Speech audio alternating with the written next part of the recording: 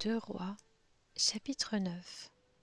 Le prophète Élisée appela l'un des membres de la communauté de prophètes et lui dit : Noue ta ceinture, prends avec toi cette fiole d'huile et va à Ramoth en Galaad. Une fois arrivé là-bas, va voir Jéhu, le fils de Josaphat et le petit-fils de Nimshi. Tu le feras se lever au milieu de ses frères et tu le conduiras dans une chambre retirée. Tu prendras la fiole d'huile, tu la verseras sur sa tête et tu affirmeras : Voici ce que dit l'Éternel, je te consacre par onction comme roi d'Israël. Puis tu ouvriras la porte et tu t'enfuiras sans attendre. Le jeune prophète partit pour Ramoth en Galaad. Quand il arriva là-bas, il trouva les chefs de l'armée en train de siéger. Il dit : Chef, j'ai un mot à te dire. Jéhu demanda : Auquel de nous tous ? Il répondit : À toi, chef. Jéhu se leva et alla à l'intérieur de la maison. Le jeune homme versa alors l'huile sur sa tête en lui affirmant : Voici ce que dit l'Éternel, le Dieu d'Israël. Je te consacre par onction comme roi d'Israël, du peuple de l'Éternel. Tu frapperas la famille de ton seigneur Akab, et je vengerai sur Jézabel l'assassinat de mes serviteurs les prophètes et celui de tous les serviteurs de l'Éternel. Toute la famille d'Akab va disparaître. Je vais exterminer tout homme qui appartient à Akab, qu'il soit esclave ou libre en Israël. Je vais rendre la famille d'Akab pareille à celle de Jéroboam, fils de Nébat, et à celle de Baïcha, fils d'Akija. Les chiens mangeront Jézabel dans le champ de Jizréel, et il n'y aura personne pour l'enterrer. Puis le jeune homme ouvrit la porte et s'enfuit. Lorsque Jéhu sortit pour rejoindre les serviteurs de son seigneur, on lui dit : Est-ce que tout va bien ? Pourquoi ce fou est-il venu vers toi ?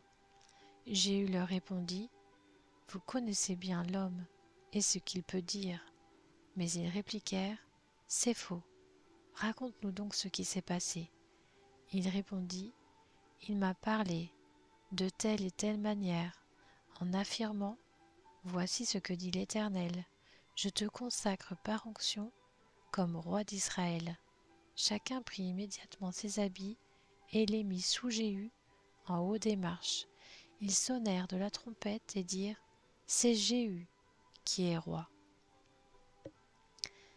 Ainsi Jéhu, le fils de Josaphat et le petit-fils de Nimshi, forma une conspiration contre Joram, alors que celui-ci et tout Israël défendaient Ramoth en Galaad contre Hazaël, le roi de Syrie. Toutefois, le roi Joram était reparti pour se faire soigner à Jizréel des blessures que les Syriens lui avaient infligées lorsqu'il se battait contre Hazaël, le roi de Syrie. Jéhu dit : Si vous le voulez bien, personne ne pourra s'échapper de la ville pour aller porter cette nouvelle à Jizréel. Puis Jéhu monta sur son char et partit pour Jizréel, car Joram y était alité, et Akazia, le roi de Juda, y était descendu pour le voir.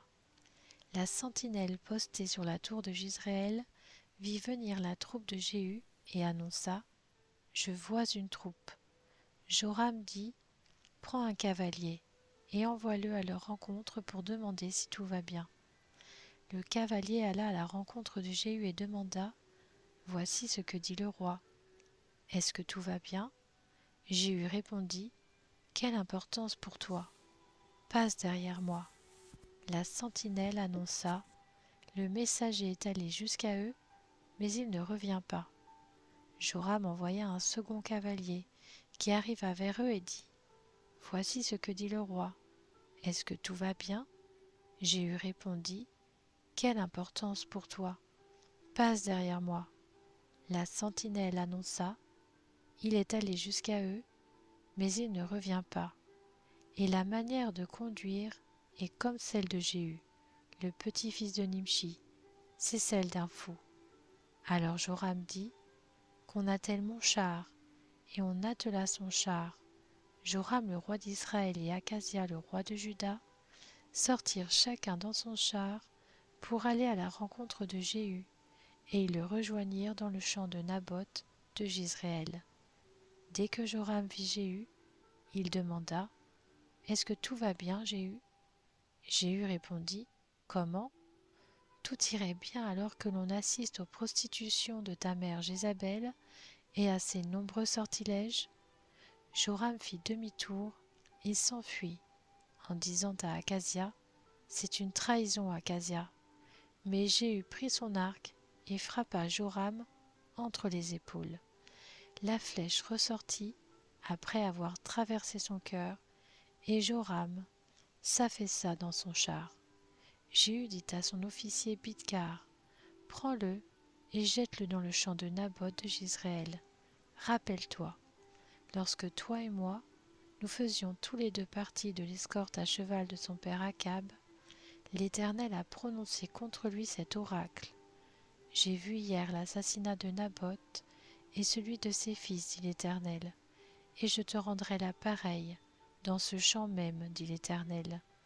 Prends-le donc et jette-le dans le champ, conformément à la parole de l'Éternel. » À cette vue, Akazia, le roi de Juda, s'enfuit par le chemin de Beth-Hagan. Jéhu le poursuivit et ordonna: « Lui aussi, frappez-le sur son char. » Et on le frappa à la montée de Gur, près de Gibléam. Il se réfugia à Megiddo, et il y mourut. Ses serviteurs le transportèrent sur un char à Jérusalem, et l'enterrèrent dans son tombeau aux côtés de ses ancêtres, dans la ville de David. Akazia était devenu roi de Juda la 11e année du règne de Joram, fils d'Akab. Jéhu entra dans Jizréel. Quand Jézabel l'apprit, elle se maquilla les yeux, s'embellit la tête et regarda par la fenêtre. Alors que Jéhu franchissait la porte, elle dit: « Tout va bien, espèce de Zimri assassin de son seigneur. » Il leva le visage vers la fenêtre et dit: « Qui est avec moi ? Qui ?» 2 ou 3 eunuques le regardèrent en s'approchant de la fenêtre. Il dit: « Jetez-la en bas. » Ils la jetèrent, et son sang éclaboussa la muraille et les chevaux. Jéhu la piétina, puis il entra dans le palais, mangea et but avant de dire: « Allez voir cette maudite et enterrez-la, car c'est la fille d'un roi. » On partit pour l'enterrer, mais on ne trouva d'elle que le crâne, les pieds et les paumes des mains. On retourna l'annoncer à Jéhu qui dit: « C'est ce que l'Éternel avait déclaré par l'intermédiaire de son serviteur Élie le Tishbite, quand il a dit: Les chiens mangeront la chair de Jézabel dans le camp de Jizréel, et le cadavre de Jézabel sera pareil à du fumier qu'on étale sur les champs, dans le champ de Jizréel, de sorte qu'on sera incapable de dire: C'est Jézabel. » 2 Rois, chapitre 10. Il y avait à Samarie 70 fils d'Akab. Jéhu écrivit des lettres qu'il envoya à Samarie aux chefs de Jizréel, aux anciens et aux responsables des enfants d'Akab. Il leur disait: « Maintenant que cette lettre vous est parvenue, puisque vous avez avec vous les fils de votre Seigneur, ainsi que des chars et des chevaux, une ville fortifiée et des armes, voyez lequel des fils de votre Seigneur est le meilleur et convient le mieux. Mettez-le sur le trône de son père et combattez pour la famille de votre Seigneur. » Ils eurent très peur et dirent: « 2 rois ont été incapables de lui résister. Comment pourrions-nous résister, nous ?» Le chef du palais, le chef de la ville, les anciens et les responsables des enfants d'Akab envoyèrent dire à Jéhu: « Nous sommes tes serviteurs, et nous ferons tout ce que tu nous diras. Nous ne proclamerons personne roi. Fais ce qui te semble bon. » Jéhu leur écrivit une seconde lettre où il disait: « Si vous êtes avec moi, et si vous êtes prêts à m'obéir, prenez les têtes des fils de votre Seigneur, et venez me trouver demain, à la même heure, à Jizréel. Or les 70 fils du roi se trouvaient avec les grands de la ville qui les élevaient. Quand la lettre leur fut parvenue, ils prirent les fils du roi, et ils égorgèrent ces 70 hommes. Puis ils mirent leurs têtes dans des corbeilles, et les envoyèrent à Jéhu, à Jizréel. Le messager vint lui annoncer: On a apporté les têtes des fils du roi. Jéhu dit: Répartissez-les en 2 tas à l'entrée de la ville, et qu'ils y restent jusqu'au matin. Le matin, il sortit, se tint devant tout le peuple et dit: Vous êtes justes. En ce qui me concerne, j'ai conspiré contre mon Seigneur et je l'ai tué. Mais qui a frappé tout ceci? Sachez donc que rien dans la parole de l'Éternel, dans la parole que l'Éternel a prononcée contre la famille d'Akab, ne restera sans effet. L'Éternel accomplit ce qu'il a déclaré par l'intermédiaire de son serviteur Élie. Et Jéhu tua tous ceux qui restaient de la famille d'Akab à Jizréel, ainsi que tous ses grands, ses proches et ses prêtres, sans laisser un seul survivant. Puis il se leva et partit pour Samarie, à Beth-Équed-Aroïm. Sur le chemin, Jéhu rencontra les frères d'Akazia, le roi de Juda, et il demanda: Qui êtes-vous? Ils répondirent: Nous sommes les frères d'Akazia, et nous descendons pour saluer les fils du roi et de la reine. Jéhu dit: Prenez-les vivants. On les prit vivants, et on les égorgea à la citerne de Beth-Équed. Ils étaient 42. Jéhu ne laissa aucun survivant. Parti de là, il rencontra Jonadab, le fils de Récab, qui venait à sa rencontre. Il le salua et lui demanda: Ton cœur est-il sincère comme mon cœur l'est envers le tien? Jonadab répondit: Il l'est. S'il l'est, répliqua Jéhu, donne-moi ta main. Jonadab lui donna la main. Jéhu le fit monter avec lui dans son char et dit: Viens avec moi, et tu verras mon zèle pour l'Éternel. Il l'emmena ainsi dans son char. Une fois arrivé à Samarie, Jéhu tua tous les survivants de la famille d'Akab à Samarie.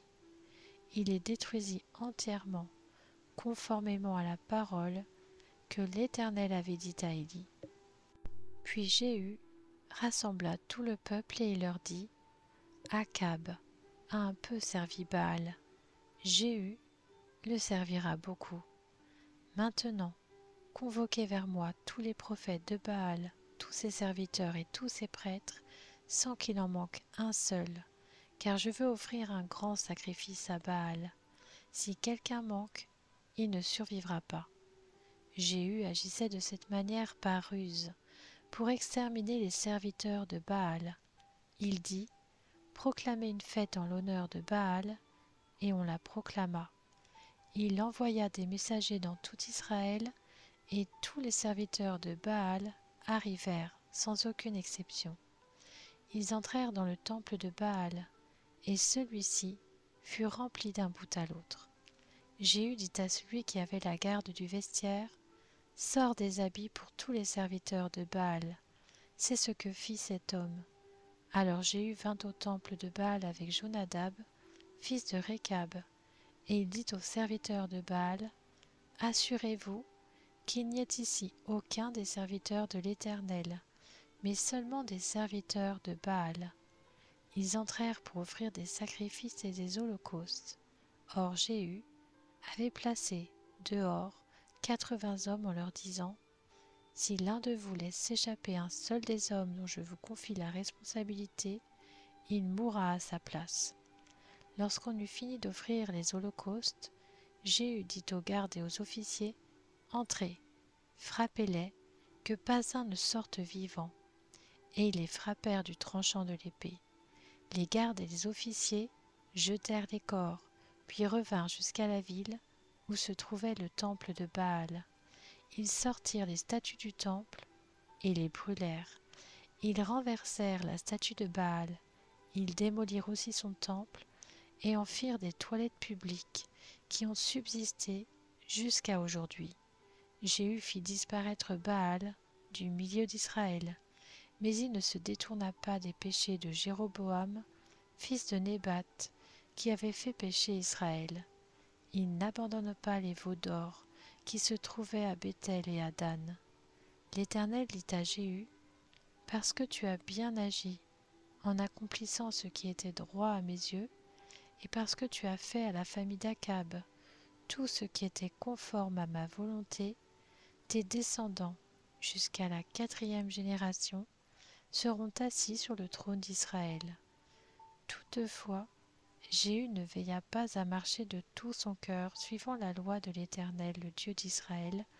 Il ne se détourna pas des péchés que Jéroboam avait fait commettre à Israël. À cette époque-là, l'Éternel commença à diminuer le territoire des Israélites, et Hazaël les bâtit sur toute la frontière d'Israël. Depuis le Jourdain et en direction du soleil levant, il conquit tout le pays de Galaad, celui des Gadites, des Rubénites et des Manassites, depuis Aroër, qui se trouve sur le torrent de l'Arnon, jusqu'à Galaad et au Basan. Le reste des actes de Jéhu, tout ce qu'il a accompli et tous ses exploits, cela est décrit dans les annales des rois d'Israël. Jéhu se coucha avec ses ancêtres et on l'enterra à Samarie. Son fils, Joachaz, devint roi à sa place. Jéhu avait régné 28 ans sur Israël à Samarie.